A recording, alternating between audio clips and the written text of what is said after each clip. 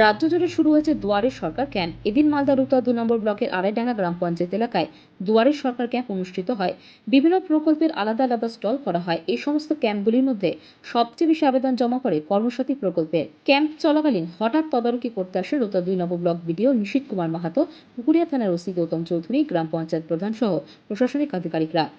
সাধারণ মানুষ যাতে সুষ্ঠুভাবে পরিষেবা পায় সেদিকে লক্ষ্য রেখে প্রশাসনিক আধিকারিকরা সকলকে সহযোগিতার আবেদন রাখেন। রাজ্য সরকারের পরিষেবায় সকলে যাতে অন্তর্ভুক্ত হতে পারে তার জন্য ক্যাম্পগুলিতে সকলে যাতে নিজেদের প্রয়োজনীয় কাজকর্ম করায় সেই বার্তাই রাখছেন ব্লক প্রশাসনিক আধিকারিকরা। আজকে দুয়ারে সরকার আড়াইডাঙ্গা ডিবিএম স্কুল, প্রতিটা স্কুল হচ্ছে প্রাইমারি যতটুকু আমাদের অঞ্চলে স্কুল আছে প্রত্যেক স্কুলে দুয়ারে সরকার হচ্ছে। কতগুলো স্টল এখানে বানানো হয়েছে? 35টা প্রকল্পের স্টোর আছে এখানে।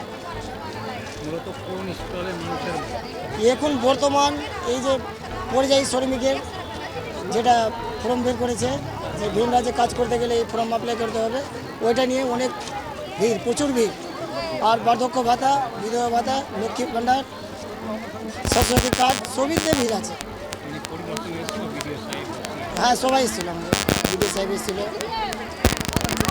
জয়েন্ট বিডিও এসেছিল, সবাই এসেছিল।